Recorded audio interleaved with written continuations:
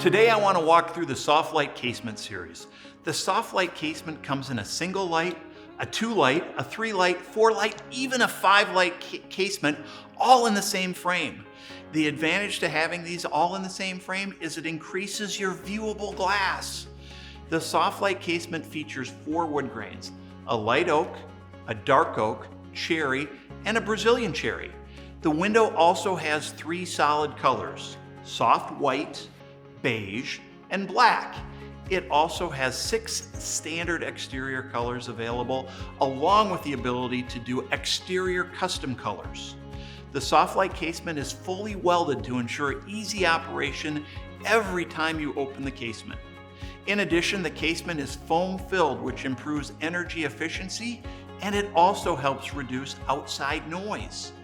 The casement comes with a multi-point locking system for added security and energy efficiency. You will also notice the beautiful handle design that folds in so you won't hit your blinds. To open the casement, I simply unfold the handle, unlock the casement, and crank it out. You'll also see it goes out a full 90 degrees, which helps in cleaning the window. But more importantly, when the casement opens this far, it does a great job of catching the breeze and flowing it right into your house.